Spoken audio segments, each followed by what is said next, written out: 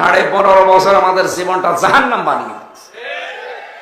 একজন বিচারপতি বিদায় নেওয়ার আগে কথা বলেনি যে দেশটা আপনারা জাহান্নাম বানিয়ে ফেলেছেন, না কথা বলেন না কেন?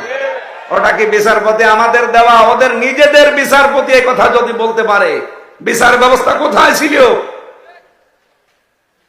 যা মনে লেগেছে ওই একটা মহিলা তাই করেছে। আর এই 1628টা চেয়ারে যারা ছিল এরা সব ওই জালেম আর সব সহযোগী। আলেমদেরকে এত অপমান করেছে, ধর্ষণের মামলা দিয়েছে আলেমদের নামে। আল্লামা সাইদির নামে সর্বশেষ মামলাটা হচ্ছে ধর্ষণে। যে মহিলাকে সাজিয়ে নিয়ে এসেছে, অ্যাডভোকেট তাজুল ইসলাম জিজ্ঞাসা করছে, এই মেয়ে, মাওলানা সাইদি আপনাকে ধর্ষণ করেছে? বলছে জি হ্যাঁ। আপনার জন্ম তারিখ কত? 1975। ধর্ষণ করেছে কত সালে? 1971। উনি বলছে মাননীয় আদালত এই পয়েন্টটা লিখেন। এ মহিলার জন্ম 75-এ, ও ধর্ষিত হয়েছে 71-এ। ওকে রুহের জগতে ধর্ষণ হয়েছে। এই চলছিল বিচার ব্যবস্থায়। শুধু এইটা না, সারা দেশের অবস্থা একই। কিচ্ছু জানে না, ঘরে ঘুমিয়ে আছে। হঠাৎ করে ও চোখ খুলে দেখছে গাজীপুর থানা হাজতে। কি গো, এখানে কি? তুই গাছ কেটেছিস? কখন? স্বপ্নে। বেশি বললাম? প্রত্যেক জায়গায়, সারা বাংলাদেশে সব জায়গায় 1 ইঞ্চি জায়গাও বাকি ছিল। আপনি যে রাতে একটু ঘুমাবেন সে জায়গাও পাননি। ধানের খেতে বাঁশের নিচে মানুষ ঘুমিয়েছে, নিজের সাক্ষী। আর জালেমরা এখন সাফাই গায় যে কি করেছি আমরা, আমাদের পালিয়ে যাওয়া লাগলো। আবার কি করবেন? কিছু যদি না করে থাকেন, অন্তত আয়না ঘরের কারণে আপনার ফাঁসি হওয়া দরকার। এই জন্য জালেমদের প্রথম কাজ হবে ওই দেশে বিশৃঙ্খল পরিবেশ তৈরি করে দুর্নীতির আঁকড়া বানাবে। একটা জায়গা দেখাতে পারবেন যেখানে দুর্নীতি নেই? গত পরশুদিন ভিডিও বার্তা পাঠিয়েছে, বাংলাদেশের সব মানুষ শুধু আমারে গালি দেয়। দোষ কি আমার একা? আমার ছোট বোন রেহেনার দোষ নেই? দোষ তো তারও আছে। সে পাবনার রূপপুরের পারমাণবিক কেন্দ্র থেকে কত কোটি টাকা মেরেছে, এখন সব প্রচার হচ্ছে। বাইরের দেশগুলোতে এত টাকা পাচার হয়েছে এদের। কয়েকদিন আগে মালয়েশিয়া ছিলাম, কোন জায়গায় দৌড় ওঠেও না। ওরা বানিয়েছে ওখানে সাহেব পাড়া। সাহেব পাড়ায় ওঠে না, ওঠে হোটেলে। যে হোটেলে উঠে দেখে 2 শয়তান বসে চা খাচ্ছে। কি গো এখানে? হুজুর আমরা আগেই পালিয়েছি। কেন সাহেব পাড়ায় থাকবেন না? ওখানে থেকে মায়ের খাবো, ওই জায়গায় থেকে মায়ের খাবো। বাংলাদেশ থেকে টাকাগুলো পাচার করে আপনি কি করলেন? নিজেও এখন ভোগ করতে পারেন না। এদেশের 36 লাখ যুবক এখন বেকার। ওই টাকাগুলো যদি আপনি সত্যি এই দেশে কর্মসংস্থান তৈরি করে দিতেন, এই মানুষগুলো বাইরের দেশে যে রাস্তা ঝাড়ু দেয়, পায়খানা সাফ করে, রুটি বানায়, এরা সম্মানজনক একটা কর্মজীবন বাংলাদেশে তৈরি করতে পারতো। এই কথা বলেন না কেন? আউযু বিল্লাহি মিনাশ শাইতানির রাজীম। বিসমিল্লাহির রহমানির রহিম।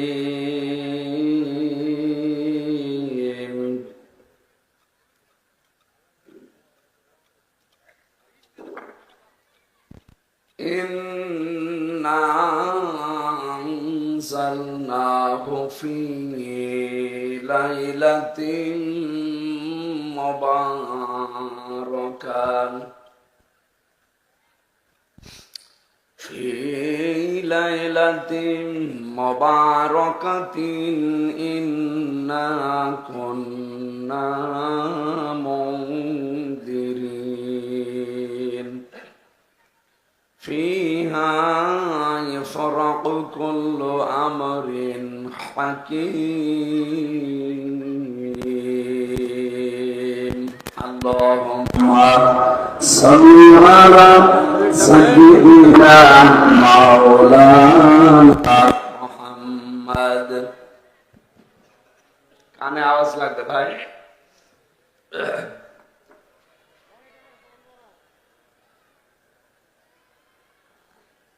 আলহামদুলিল্লাহ। বসেন, এখানে বসেন, বসেন বসেন। গাজীপুর জেলার ধীরাশ্রম নবজাগরণ ফাউন্ডেশনের উদ্যোগে তাফসীরুল কোরআন মাহফিলের স্বনামধন্য সভাপতি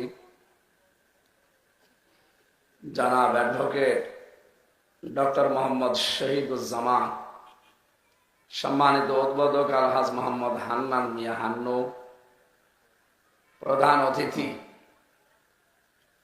আপনাদের গাজীপুরের সাবেক মেয়র মরহুম এম এ মান্নান, তার সুযোগ্য সন্তান জনাবে মঞ্জুরুল করিম রনি, সাধারণ সম্পাদক গাজীপুর মহানগর বিএনপির। উনি এখনো জামে আটকে আছে, আমিও আটকে ছিলাম। আল্লাহ রাব্বুল আলামিন তার গোলামকে হায়াতে তাজ্জাবা সিহাতে কুল্লিয়া দান করুন, আমিন। মঞ্চে বসা আছেন শ্রদ্ধাভাজন বড় ভাই জনাব মাহমুদ হাসান রাজু, জনাব ফারুক হুসাইন, জনাব জাহাঙ্গীর আলম, অ্যাডভোকেট কৌশিক আহমেদ, হাফেজ ইয়াসিন, হাফেজ মাওলানা শামিউল হক। এ মাহফিল যার মাধ্যমে এসেছে আপনাদের এলাকার সন্তান জনাব বিল্লাল হোসেন, জনাব সাইফুল ইসলাম। এতক্ষণ যারা আলোচনা রেখেছিলেন মাওলানা হুসাইন মাহফুজ, মুফতি আলী হায়দার, হাফেজ মাওলানা মফিজউদ্দিন, মাওলানা মুফতি আলাউদ্দিন, অনেক মানুষের নাম দিয়েছেন। সামনে বসা মুসলমান ভাইরা, পর্দার আড়ালের সম্মানিতা মা এবং বোনেরা, প্রশাসনের ভাইরা, প্রাণ প্রিয় গাজীপুরবাসী, কথা বন্ধ করেন, দাঁড়িয়ে না থেকে জায়গা পেলে বসেন, দেখতে ভালো লাগবে। এখানে কিছু বিছিয়ে দিলে বিছিয়ে দেন। দল মত জাতি বর্ণ ধর্ম নির্বিশেষে আজকের এই অনুষ্ঠান, এটা কি শুধু মুসলমানদের? এটা ক্লাস চলছে, আমরা 1 ঘন্টা খানিক ক্লাস করব, কোরআনের ক্লাস। নবীজি জানিয়েছেন মাজলিস ফিকহিন খায়রুম মিন ইবাদাতি 60 সানা। ইলমে দ্বীনের একটা মজলিস যদি 1 ঘন্টা কেউ ব্যয় করে, 60 বছর নফল ইবাদতের চাইতেও বেশি সওয়াব পাওয়া যায়। সুতরাং আমরা এখানে ইবাদত মনে করে কোরআনে কারিমের নির্ধারিত আয়াতকে বোঝার জন্য একটা চেষ্টা চালাবো। বাড়ি যাওয়ার আগে যেন অপরাধগুলো আল্লাহ মাফ করে জায়গাটা নেকি দিয়ে পাল্টিয়ে দেন। এখানে অনুষ্ঠান শুধু মুসলমানদের জন্য, হাদা বায়ানুল লিন্নাস, মানুষ পদবাচ্চে যারা বিবেচিত সবার জন্য আজকের অনুষ্ঠান। এই জন্য আমরা পৃথিবীর সম্মানিত সৃষ্টি ওয়ালাকাদ কাররামনা বানি আদম, বনি আদমকে আমি আল্লাহ সম্মান দিয়েছি। সেই সম্মানিত মানুষদেরকে এই 15.5 বছরে সবচাইতে বেশি সিনেমিনে খেলা হয়েছে তাদের সম্মান নিয়ে, বিশেষ করে যারা সমাজের সম্মানিত ছিল। সূরা নমলের ভেতরে আছে 34 নম্বর আয়াতে, জালেম যদি কোনো সময় চেয়ার পায়, ওর প্রথমেই 2টা কাজ হাতে নেয়। ইন্নাল মুলুকা ইযা দাখালু ক্বরিয়াতান আফসাদুহা ওয়া জাআলু ইজ্জাতা আহলিহা আদিল্লা। 1 নম্বরে, জালেম চেয়ারে বসার পরে বিশৃঙ্খল পরিবেশ তৈরি করে দেয়, সব জায়গায় দুর্নীতির আঁকড়া বানায়। এটা তো দেশে ছিল না। আপনি এমন কোন জায়গার নাম বলেন তো যেখানে দুর্নীতি ছিল না? মসজিদের ইমাম পর্যন্ত ঘুষ দিয়ে নিয়েছে। এই যে মডেল মসজিদ গুলো বানিয়েছে সৌদি সরকার, আর নাম দিয়েছে অনেকে তার নিজের আর বাবার। কেন এটা করা লাগবে? কেন? যে দিয়েছে আপনি তার নাম বলতে পারেননি? সবচাইতে বড় বিষয়, দেশে নাম পরিবর্তনের অনেকে হিড়িক তৈরি করেছিল। যেখানে সেখানে দেখতাম নাম পাল্টিয়ে অন্য নাম বসিয়ে দিত, জনগণ পুরাটা উল্টিয়ে দিয়েছে। এই যে 12,000 কোটি টাকার উপরে খরচ করে শহীদ জিয়া তার নামে বিমানবন্দরটা ছিল, আপনি পাল্টিয়ে দিতে গেলেন কোন কারণে? এত হিংসা এই মহিলার মনের ভেতরে, নিজের হিংসাকে বহির্প্রকাশ করার জন্য এই কাজগুলো হাতে নিয়েছিল। এক কাপড়ে ম্যাডামকে বের করে দিয়েছে বাড়ি থেকে। আল্লাহ পুরা উল্টিয়ে দিয়েছে। এই পৃথিবীতে যার দ্বারা যে কষ্ট মানুষ পাবে, ওই মানুষের দীর্ঘশ্বাস আরো সে পৌঁছিয়ে যায়। ম্যাডামের কান্না ওই দিন সারা দুনিয়া দেখে কি দিছে। 40 বছর একাধারে যে ঘরে বাস করলেন, এক কাপড়ে তাকে বের করে দিলেন। এত হিংসা। আবার নিজে মুখ ফুটে পরবর্তীতে জানিয়েছে যে ওখানে ওরে থাকতে দেব না, এটা আমি আগেই সিদ্ধান্ত নিয়েছিলাম।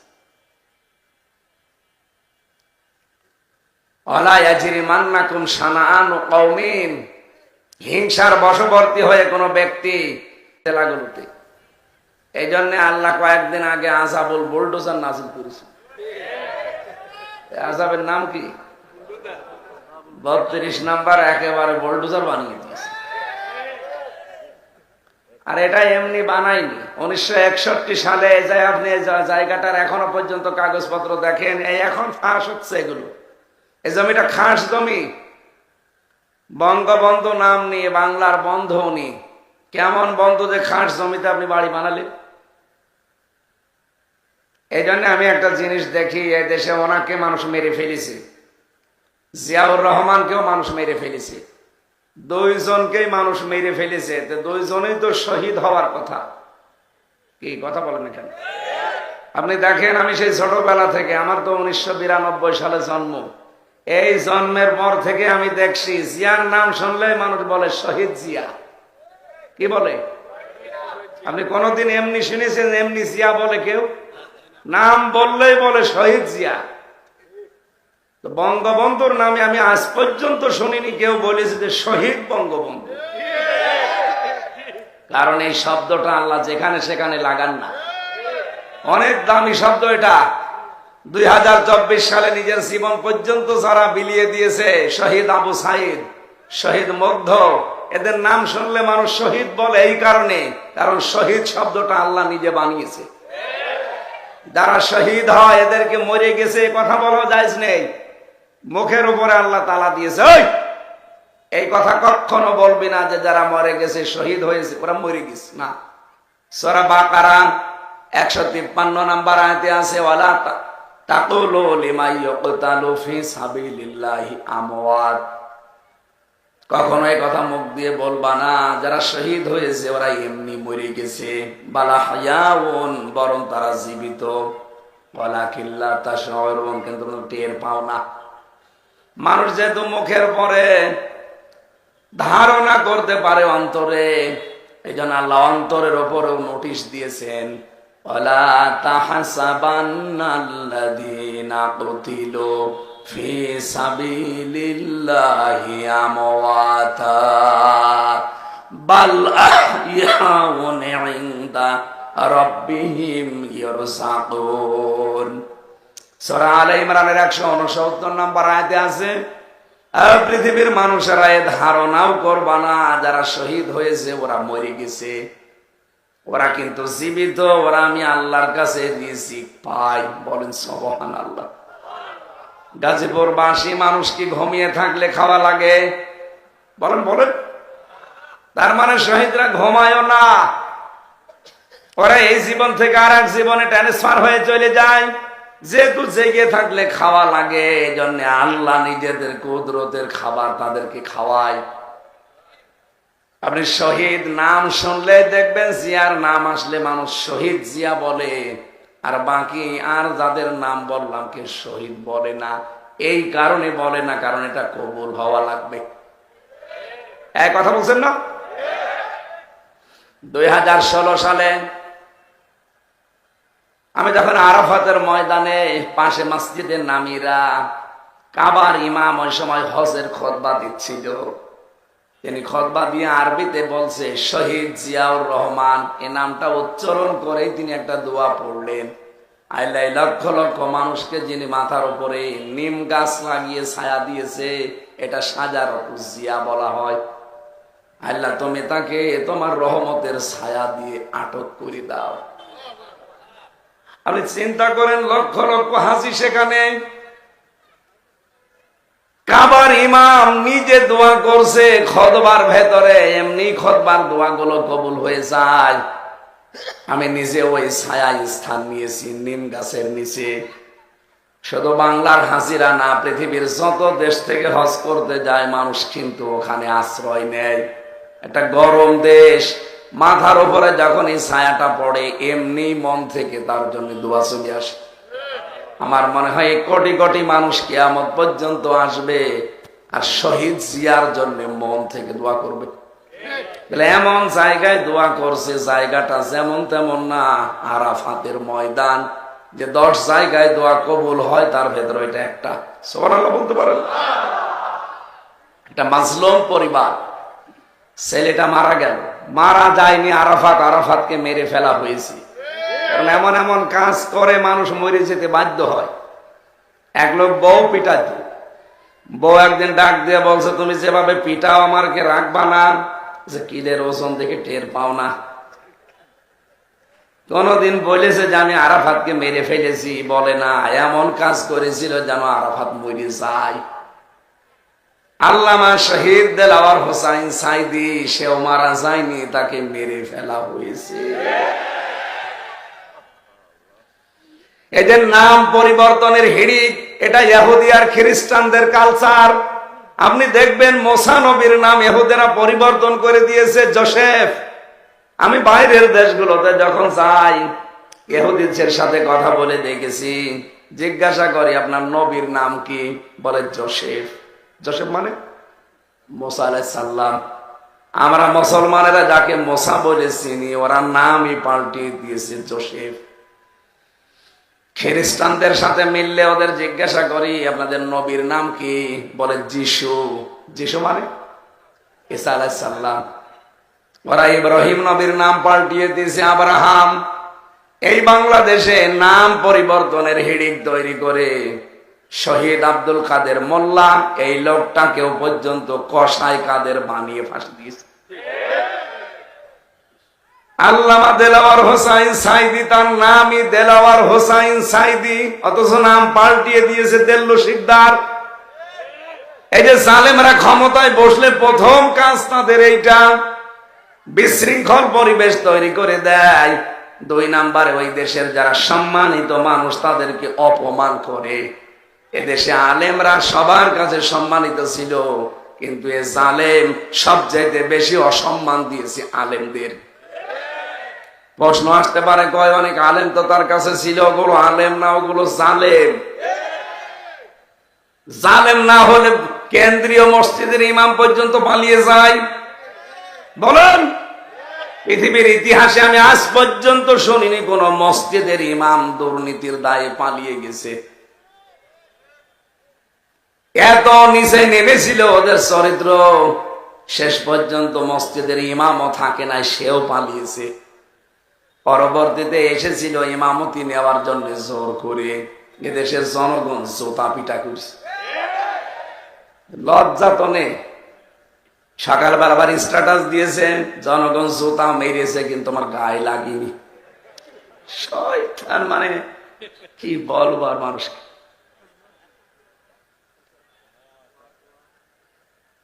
আমি তো একটু বাস্তবতার দিকে তাকিয়ে দেখছি, এদের ইমাম থেকে শুরু করে যত মানুষ ওদের দায়িত্বে ছিল, বিশেষ করে 1628 জন। কয়জন? একটা দেশ চালাতে লাগে 1628 জন মানুষ বাংলাদেশে এখন চলছে। এই চেয়ার গুলোতে যারাই ছিল এখনো অনেকে পাল্টায়নি, এখনো অনেকে আছে। যেহেতু সংস্কার আরম্ভ হয়েছে, আমরা চাই এই চেয়ার গুলো থেকে এই জালেমদেরকে নামিয়ে দেওয়া হোক। এরা থাকা অবস্থায় কিন্তু ষড়যন্ত্র থামবে না। এক কথা বলেন না কেন? আমি ওই রুমে ছিলাম যে রুমে নাসিরউদ্দিন পিন্টু ভাই ছিল, ওনাকে মেরে ফেলা হয়েছে, উনি মারা যায়নি। ছাত্র দলের এক নেতাকে পেয়েছিলাম রিমান্ডে, পিটিয়ে তার জীবনটা শেষ করে দিয়েছে। এই যে এরকম একটা চেয়ারে বসিয়ে দেয়। এখন ডক্টর ইউনূস যে চেয়ার পেয়েছে আয়না ঘরে, যে ওটা তো শক দেওয়া চেয়ার কারেন্টের। আর আমি যে চেয়ারে নিজে দেখেছি, ওই চেয়ার শক না, ওটা ঘোড়া চেয়ার। হাত আর পাও ক্লিপ আটকিয়ে দেয়, এই গলার সাথে আস্তে করে একটা ফিতা লাগিয়ে দেয়, আপনি নড়তে পারবেন না। হঠাৎ করে এমন একটা মেশিন নিয়ে আসে, এই যে নখ তোলা মেশিন, ওদের এমন কায়দা করা, হাতের সাথে পায়ের সাথে সেট করা। আমার নিজে দেখিয়েছে যে এটা দিয়ে আমরা নখ তুলি।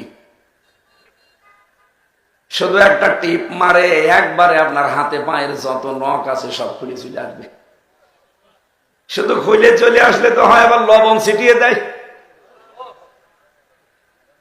10টা দিন ওরা এমন কোন টর্চার নেই আমার মাথা থেকে পা পর্যন্ত করে নাই। 11 ঘন্টা আমার টাঙিয়ে রেখেছিল মাথায় দড়ি বেঁধে। কি করেছিলাম আমি? কোরআনের কথাগুলো মানুষকে সহজ সরল ভাষায় বলতাম, এইটাই আমার অপরাধ। আমি আমার আগে যিনি ছাত্র দলের এক ভাই, বাড়ি চট্টগ্রামে, ওনার এই চেয়ারে বসিয়ে আমার সামনে দিয়ে নিয়ে গেল। বলছে আমরা একবার শুধু সুইচ টিপ দেব, 1 মিনিটে 120 বার ঘুরবে। আপনার গলা আটকানো, হাত পা আটকানো, নড়িতেও পারবেন না। 1 মিনিটে যদি একটা চেয়ার 120 বার ঘোরে, 1 মিনিট পরে মনে হবে আমি 3-4টে দুনিয়া দেখতে পাচ্ছি। এই কষ্টগুলো এই মানুষগুলো সহ্য করিস। এমনি এখানে বসে আছে 15.5 বছর আমাদের জীবনটা জাহান্নাম বানিয়ে দিয়েছে। একজন বিচারপতি বিদায় নেওয়ার আগে কথা বলেনি যে দেশটা আপনারা জাহান্নাম বানিয়ে ফেলেছেন, না কথা বলেন না কেন? ওটা কি বিচারপতি আমাদের দেওয়া? ওদের নিজেদের বিচারপতি এই কথা যদি বলতে পারে, বিচার ব্যবস্থা কোথায় ছিল? যা মনে লেগেছে ওই একটা মহিলা তাই করেছে। আর এই 1628টা চেয়ারে যারা ছিল, এরা সব ওই জালেম আর সব সহযোগী। আলেমদেরকে এত অপমান করেছে, ধর্ষণের মামলা দিয়েছে আলেমদের নামে। আল্লামা সাঈদীর নামে সর্বশেষ মামলাটা হচ্ছে ধর্ষণে। যে মহিলাকে সাজিয়ে নিয়ে এসেছে, অ্যাডভোকেট তাজুল ইসলাম জিজ্ঞাসা করছে, এই মেয়ে, মাওলানা সাঈদী আপনাকে ধর্ষণ করেছে? বলছে জি হ্যাঁ। আপনার জন্ম তারিখ কত? 1975। ধর্ষণ করেছে কত সালে? 1971। উনি বলছে মাননীয় আদালত এই পয়েন্টটা লিখে, এ মহিলার জন্ম 75-এ, ও ধর্ষিত হয়েছে 71-এ, ওকে রুহের জগতে ধর্ষণ হয়েছে। এই চলছিল বিচার ব্যবস্থায়। শুধু এইটা না, সারা দেশের অবস্থা একই। কিচ্ছু জানে না, ঘরে ঘুমিয়ে আছে। হঠাৎ করে ও চোখ খুলে দেখছে গাজীপুর থানা হাজতে। কি গো, এখানে কি? তুই গাছ কেটেছিস? কখন? স্বপ্নে। বেশি বললাম? প্রত্যেক জায়গায়, সারা বাংলাদেশে সব জায়গায় 1 ইঞ্চি জায়গাও বাকি ছিল। আপনি যে রাতে একটু ঘুমাবেন সে জায়গাও পাননি। ধানের খেতে বাঁশের নিচে মানুষ ঘুমিয়েছে, আমার নিজের সাক্ষী। আর জালেমরা এখন সাফাই গায় যে কি করেছি আমরা, আমাদের পালিয়ে যাওয়া লাগলো। আবার কি করবেন? কিছু যদি না করে থাকেন, অন্তত আয়না ঘরের কারণে আপনার ফাঁসি হওয়া দরকার। এই জন্য জালেমদের প্রথম কাজ হবে ওই দেশে বিশৃঙ্খল পরিবেশ তৈরি করে দুর্নীতির আঁকড়া বানাবে। একটা জায়গা দেখাতে পারবেন যেখানে দুর্নীতি নেই? গত পরশুদিন ভিডিও বার্তা পাঠিয়েছে, বাংলাদেশের সব মানুষ শুধু আমারে গালি দেয়। দোষ কি আমার একা? আমার ছোট বোন রেহেনার দোষ নেই? দোষ তো তারও আছে। সে পাবনার রূপপুরের পারমাণবিক কেন্দ্র থেকে কত কোটি টাকা মেরেছে, এখন সব প্রচার হচ্ছে। বাইরের দেশগুলোতে এত টাকা পাচার হয়েছে এদের। কয়েকদিন আগে মালয়েশিয়া ছিলাম, কোন জায়গায় দৌড় ওঠেও না। ওরা বানিয়েছে ওখানে সাহেব পাড়া। সাহেব পাড়ায় ওঠে না, ওঠে হোটেলে। যে হোটেলে উঠে দেখে 2 শয়তান বসে চা খাচ্ছে। কি গো এখানে? হুজুর আমরা আগেই পালিয়েছি। কেন সাহেব পাড়ায় থাকবেন না? ওখানে থেকে মায়ের খাবো, ওই জায়গায় থেকে মায়ের খাবো। বাংলাদেশ থেকে টাকাগুলো পাচার করে আপনি কি করলেন? নিজেও এখন ভোগ করতে পারেন না। এদেশের 36 লাখ যুবক এখন বেকার। ওই টাকাগুলো যদি আপনি সত্যি এই দেশে কর্মসংস্থান তৈরি করে দিতেন, এই মানুষগুলো বাইরের দেশে যে রাস্তা ঝাড়ু দেয়, পায়খানা সাফ করে, রুটি বানায়, এরা সম্মানজনক একটা কর্মজীবন বাংলাদেশে তৈরি করতে পারত। এই কথা বলেন না কেন? কয়েকদিন আগে তারেক জিয়ার একটা বক্তব্য শুনছিলাম, উনি এই কথা জানিয়েছে, বাংলাদেশে যদি আমাদেরকে আল্লাহ চেয়ার দেয়, সর্বপ্রথম কর্মসংস্থান আমরা হাত দেব। এ কথাটা তো অনেক দামি কথা, আর আমরা এটাই চাই। ক্ষমতায় কে আসবে ওটা আমার দেখার দরকার নেই, কিন্তু আমরা চাই এ দেশের মানুষ যেন বেকার না থাকে। যে যেখানে আছেন কর্মসংস্থানে দেশে বহু আছে, বাইরের দেশগুলো মুখিয়ে আছে, কারণ এত উর্বর দেশ পৃথিবীর কোন জায়গায় নেই, অথচ শুধু পাচার করেছে, শুধু পাচার করেছে। যাওয়ার সময় 14টা ব্রিফকেস নিয়ে গেছে, ওগুলো তো সব মাটি ভরা ছিল।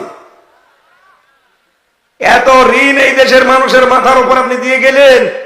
এখন এই দেশে কেউ জন্ম নিলে তার মাথার উপরে 1,10,000 টাকা ঋণ, আর বলে আমরা উন্নয়নের রোল মডেল বানিয়েছি। যত বড় বড় মেগা প্রজেক্ট নিয়েছেন, অত বড় বড় মেগা ডাকাতি হয়েছে। পদ্মা সেতু যে খরচ করে বানিয়েছে, 4টা পদ্মা সেতু বানানো যেত। এই জন্য জালেম ক্ষমতায় বসলে প্রথম কাজ হবে তাদের দুর্নীতির আঁকড়া বানাবে, তাই করেছিল। 2 নম্বরে সম্মানিত মানুষদেরকে অসম্মান করবে, যেহেতু পৃথিবীর সর্বশ্রেষ্ঠ সৃষ্টি আমরা মানুষ, এই মানুষের সম্মান নিয়ে সামনে যেন কেউ সিনিমিনি খেলতে না পারে, এ বিষয়ে সজাগ থাকা লাগবে। যারা আসবেন মানুষকে সম্মান দেওয়া লাগবে, এই কথা বলেন না কেন?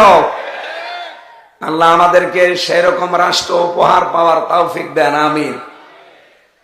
পাশের দাদা বাবুদের ফাঁদে পা দিয়ে দেশটা ধ্বংস করার চেষ্টা ছিল, এখনো পর্যন্ত করে যাচ্ছে। 2732 জন মানুষ মেরে ফেললো, এখনো কোনো অনুশোচনা আছে? কোন অনুশোচনা ভেতরে আছে? এখানে মানুষ যখন অপরাধ করতে করতে সীমা ছাড়িয়ে যায়, তখন আল্লাহ তার অপরাধ করার কারণে অনুশোচনা বন্ধ করে দেয়। এই যে আগামীকাল যে রাত আসতেছে, লাইলাতুন নিসফে মিন শাবান, এটা একটা গুরুত্বপূর্ণ রাত। এই রাতে আল্লাহ পৃথিবীর সব মানুষকে মাফ করার সিদ্ধান্ত নেয়। শুধু 2 প্রকার মানুষকে আল্লাহ মাফ করে না। 1 নম্বরে যারা শিরিক করে, 2 নম্বরে যারা মানুষ হত্যার সাথে জড়িত।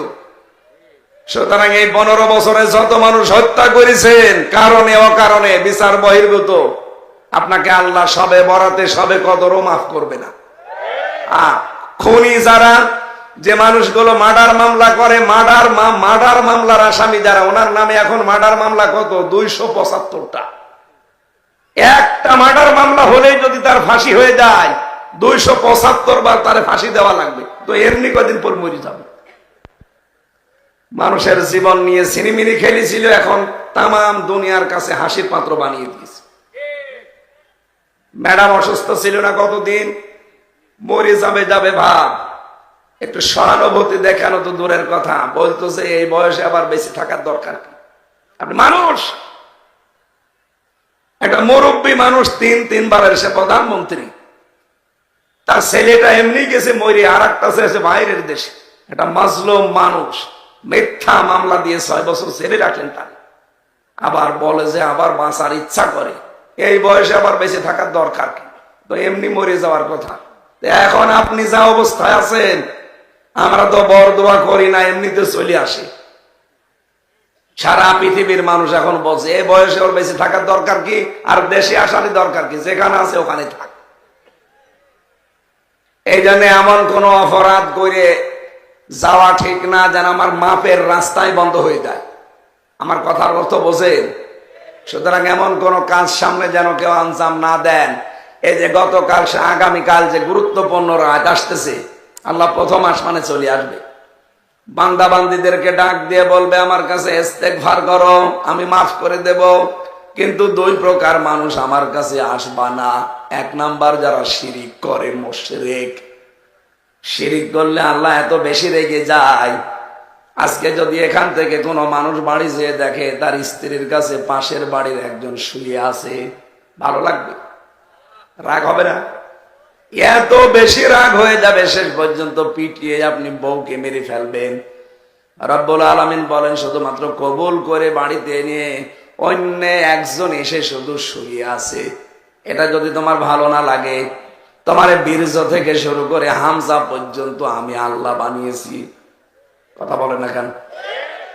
বীর্য থেকে হামজা পর্যন্ত কারো হাত নেই, পুরাটা হাত কার? বাবা মা শুধু বিছানায় ছিল, এতটুকু শেষ, বাকি যা করার খেয়ে করেছে। এই জায়গা থেকে আমি এ পর্যন্ত নিয়ে আসলাম, আর আমি আল্লাহর সাথে তুমি এখন শরীক করো, অন্য কাউকে জুড়ে দাও, আমি আল্লাহ কিন্তু ওই স্বামীর মতো রেগে যাই। এই জন্য শিরিক যারা করে তাদের এই রাতে মাপ নেই। কত বড় কঠিন কথা! শিরিক করলে ওই জায়গাটা পর্যন্ত আল্লাহ অনিরাপদ বানিয়ে দেয়, নিরাপত্তা থাকে না। আপনি দেখবেন কাবার যে চত্বর, কোন মানুষ যদি কাবার চত্বরে প্রবেশ করে, কোরআনে কারিম জানিয়েছে তাকে আমার আল্লাহ নিজে নিরাপত্তা দিয়ে দেয়। এক কথা বলছে, কাবার চত্বরে কেউ গেলে তাকে নিরাপত্তা দেয় কে? ইন্না আউয়ালা বাইতি উবুদিয়া লিন-নাস লাল্লাযী বিবাক্কাতা মুবারাকাও ওয়া হুদাল লিল আলামিন ফিহি আয়াতুম বাজ্জিনাতুম মাকামু ইব্রাহিম ওয়া মান দাখালাহু কানা আমিনা। সূরা আলে ইমরানে আছে, কোন মানুষ যদি কাবার এলাকায় যায় আল্লাহ তাকে নিজে নিরাপত্তা দেয়। এই কারণে দেয় কারণ ঘরটা কার? আরো জোরে বলেন। ও মুসলমানেরা, বাংলার দেশের, আমাদের এই দেশ কি কাবা শরীফ? বলেন বলেন। কাবা থেকে 600 কিলোমিটার দূর, 6000 কিলোমিটার। তাহলে এই দেশটা যদি শান্তি, স্বস্তি, নিরাপত্তা দিতে হয়, এখানেও কাবা শরীফের মতো কিছু কাজ করা লাগবে। কাবা শরীফে কোন কোন কাজ নেই? কাবা শরীফে কাজ নেই, প্রথমে শিরিক নেই। কি নেই? আরো জোরে বলেন। বাংলাদেশের 56,000 বর্গ মাইল শিরিক মুক্ত করা লাগবে।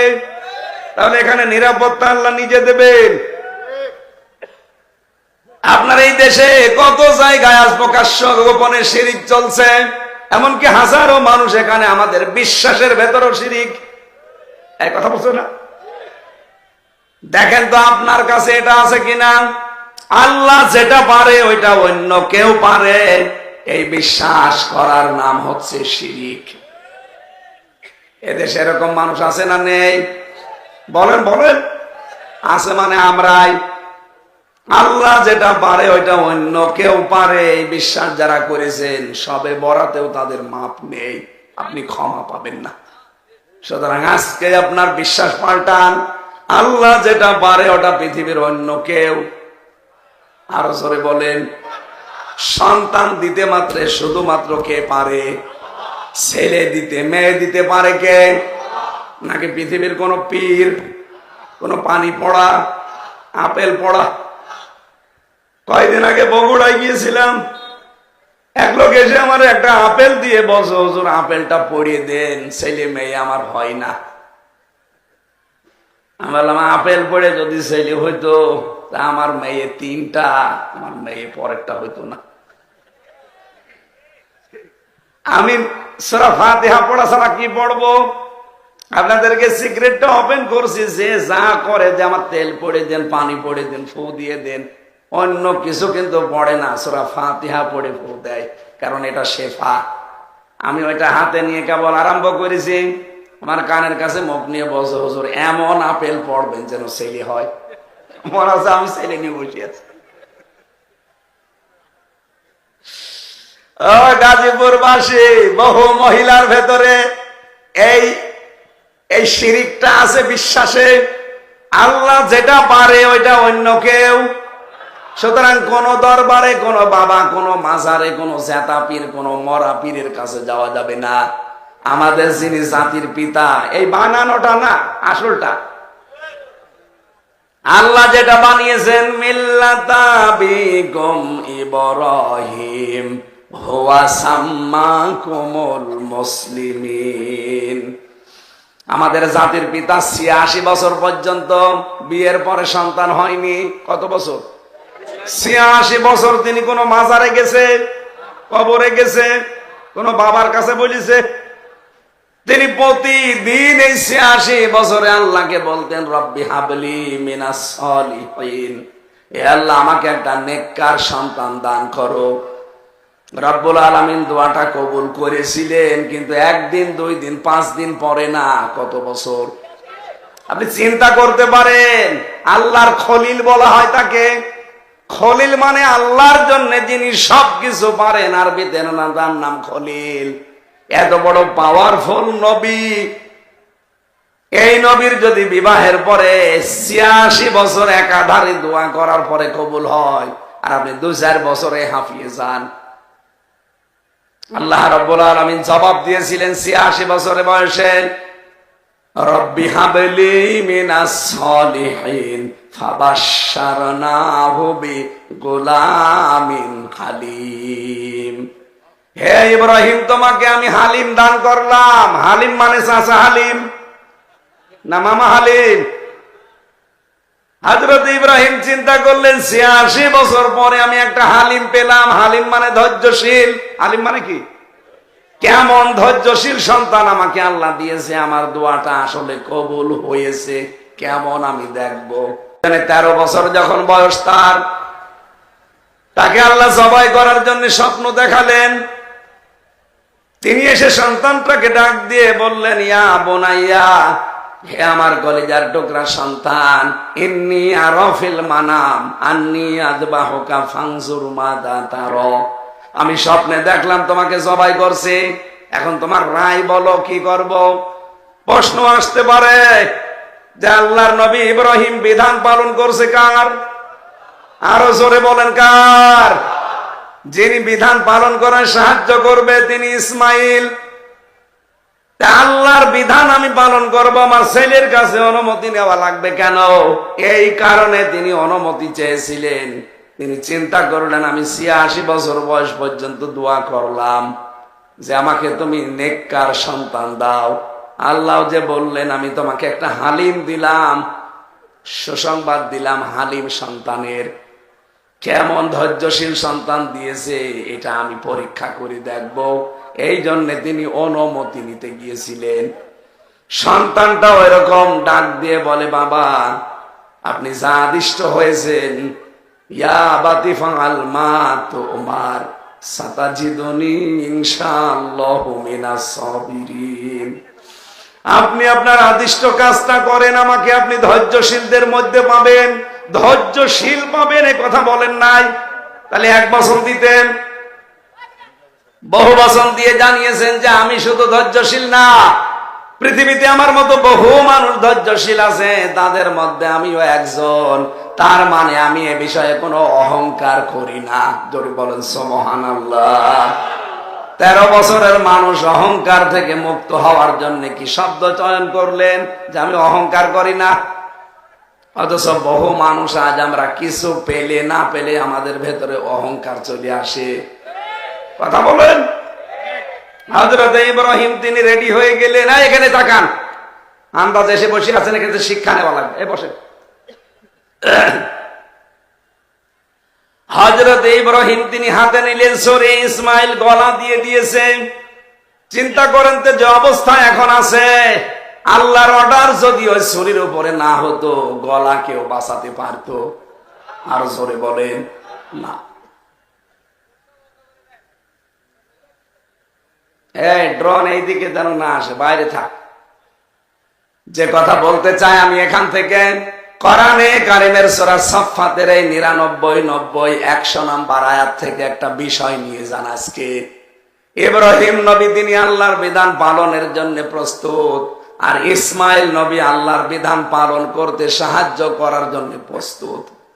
তখন আল্লাহ ডাক দিয়েছেন, অনাদাইনাহু আইয়া ইব্রাহিম। হে ইব্রাহিম, আমার ডাকটা শোনো, তোমরা যা করলে আমি আল্লাহ কিন্তু দেখেছি। বাংলার মুসলমানেরা, এখান থেকে আজকে একটা শিক্ষা আমি বের করেছি। যেহেতু আল্লাহ ফালাম্মা আসলামা দ্বিবচন দিয়েছেন, দুইজনে যখন আল্লাহর বিধান পালনে রাজি হয়েছে, এগ্রি হয়েছে, তখন বিধান পালন করা সহজ হয়েছে। ইব্রাহিম যদি বলতেন আমি জবাই করব, ইসমাইল যদি বলতেন না আমি জবাই হব না, জীবন আল্লাহর বিধান পালন হতো। ইসমাইল নবী যদি বলতেন হ্যাঁ আমি জবাই হয়ে যাব, ইব্রাহিম নবী যদি বলতেন না আমি জবাই হব না, জীবনও হতো। সুতরাং বাংলাদেশে আজ যারা দায়িত্বে আসবে তাদেরকে ইব্রাহিমের ভূমিকা পালন করা লাগবে। আমরা 18 কোটি জনগণ ইসমাইলের ভূমিকায় আসতে চাই। এই দেশে তখন আল্লাহর বিধান কায়েমে কেউ বাধা হয়ে দাঁড়াতে পারবে না। আমরা ইসমাইলের ভূমিকায় আসতে রাজি আছি না নেই? লিল্লাহে তাকবীর, লিল্লাহে তাকবীর। আজকের অনুষ্ঠানের প্রধান অতিথি আমাদের সাবেক মেয়র মরহুম এম এ মান্নান, ওনার সন্তান আসতেছেন অ্যাডভোকেট মঞ্জুরুল করিম ভাই।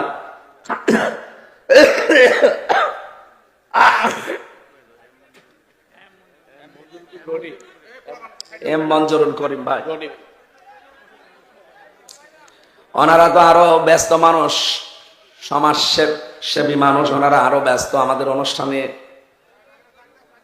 এসেছেন, হয়তো দোয়া চাবেন, দোয়া নেবেন। আপনারা 2-4 মিনিট আমরা একটু ওনাকে সময় দিচ্ছি, উনি যেন আমাদের সাথে সাক্ষাৎ করে দোয়া চাই। আমরা সময় এখনো অনেক হাতে আছে, আমরা 12টা পর্যন্ত চালাবো ইনশাল্লাহ। থাকবেন না আপনারা? মঞ্জুরুল ভাই আসতেছেন, উনি কিছু কথা বলুন।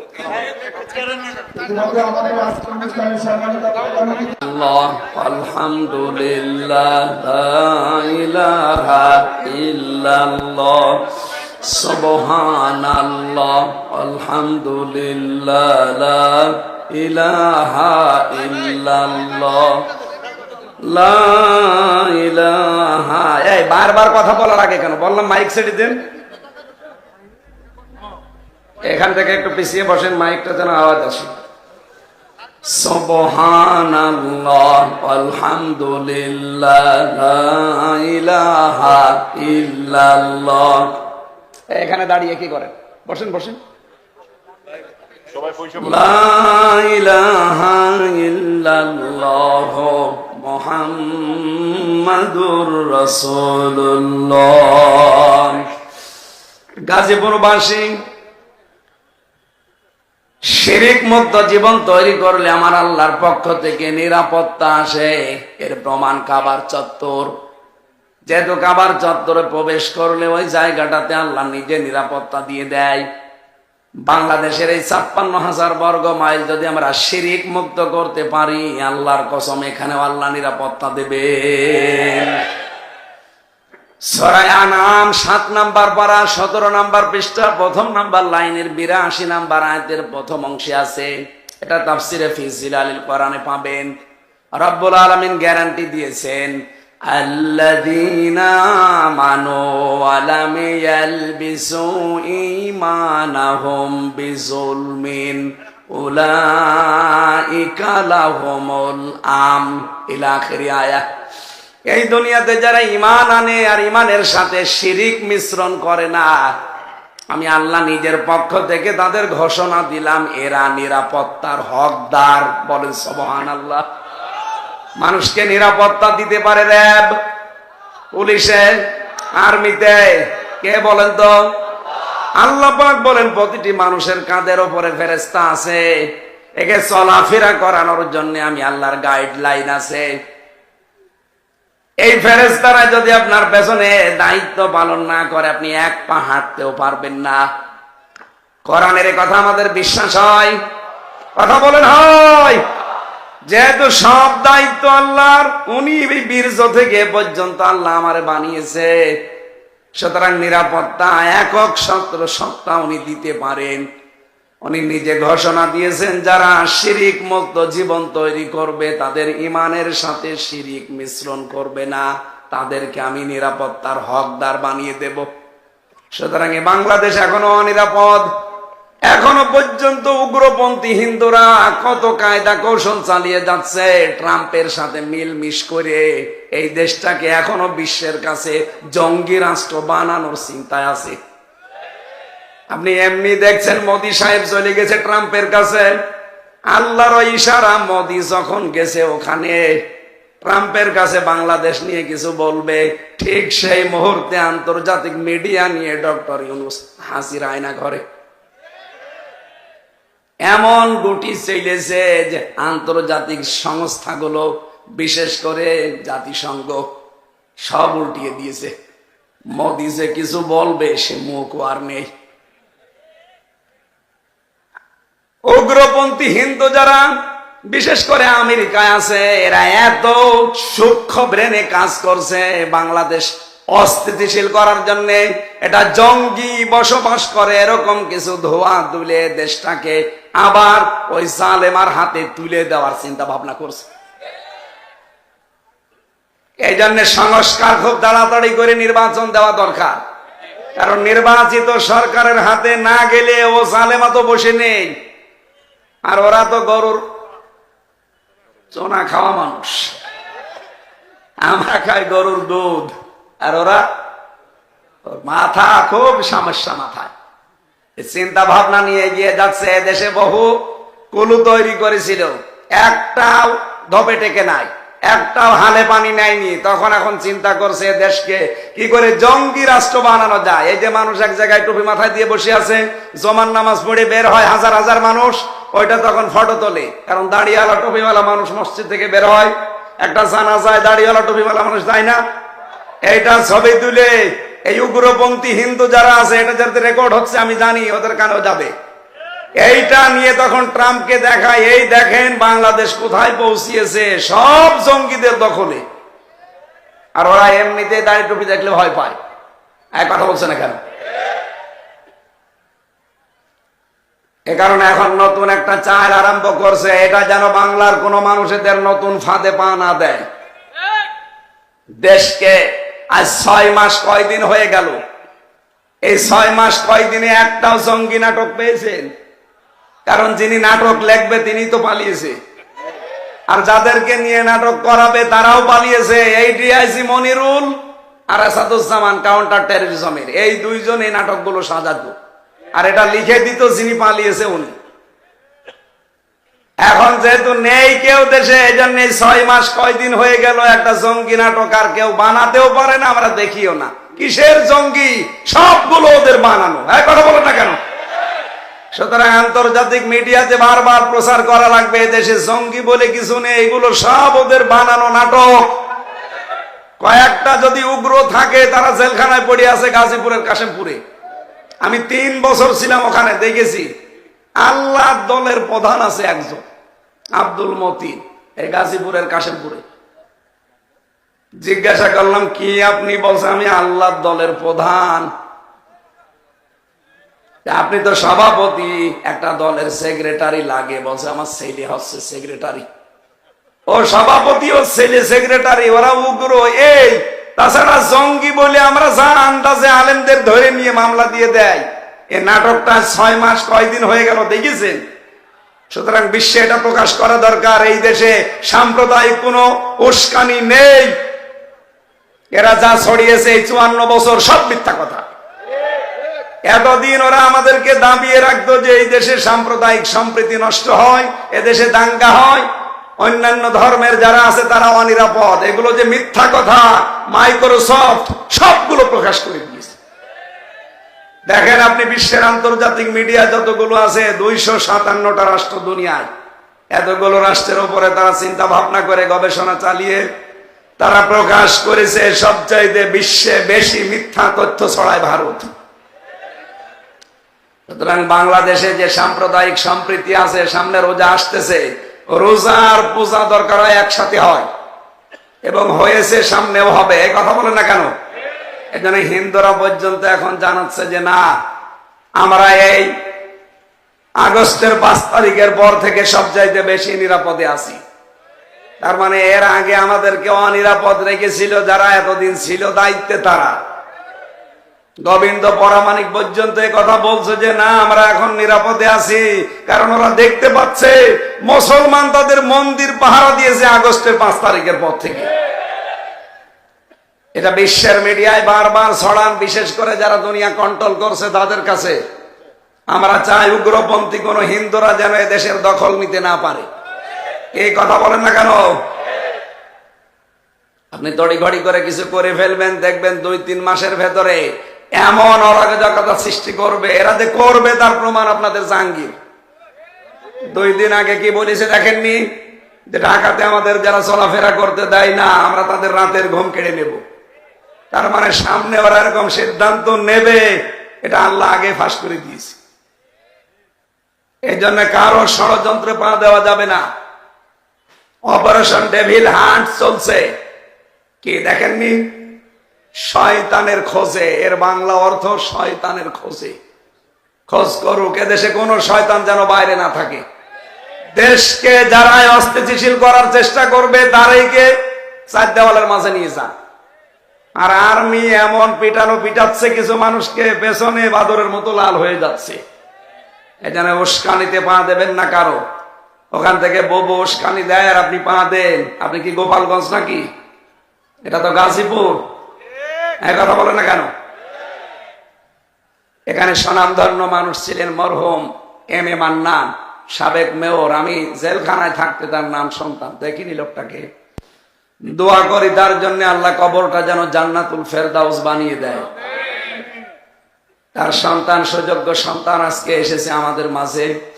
আল্লাহ রাব্বুল আলামিন রনি ভাইকেও যেন কোরআনের জন্য, ইসলামের জন্য কবুল করেন, আমিন।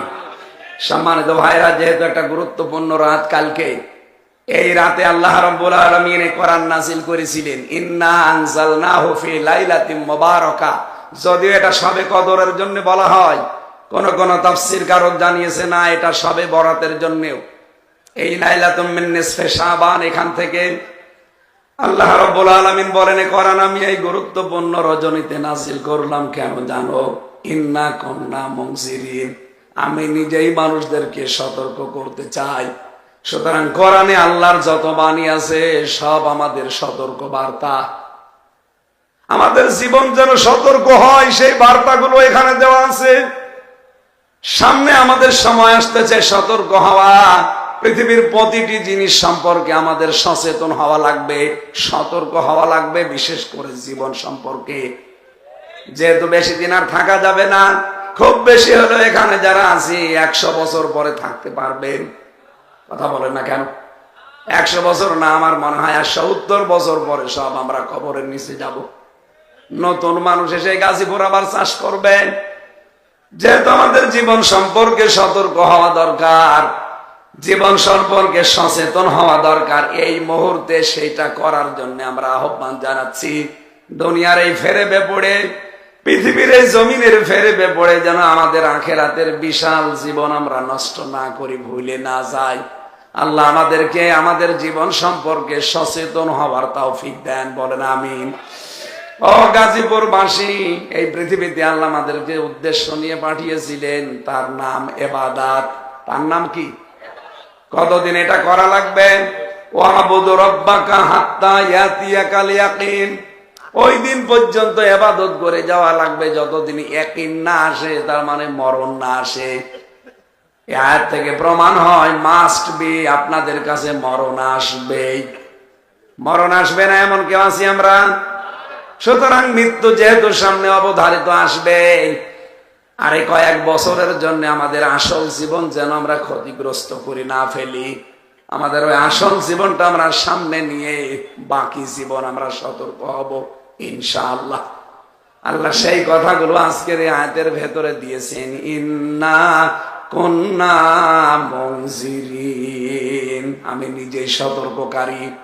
ফিহা ইফরাকু কুল্লু আমরিন হাকিম। এই যে গুরুত্বপূর্ণ রজনীর শাবান, শাবান মাসের 14 তারিখের দিবাগত রাত, এই রাতে আল্লাহ ফেরেশতা পাঠিয়ে দেয় দুনিয়ায়, আর 1 বছরের জন্য গুরুত্বপূর্ণ কিছু সিদ্ধান্ত নেয়। আমরা আজকের এই রাতেই দোয়া করছি, আল্লাহ আগামীকাল তো করবেনই, এমন সিদ্ধান্ত যেন বাংলাদেশ সম্পর্কে আল্লাহ নেয়, যেন এ দেশটা নিরাপত্তায় পেয়ে যায়। এই কথা বোঝেন আমার?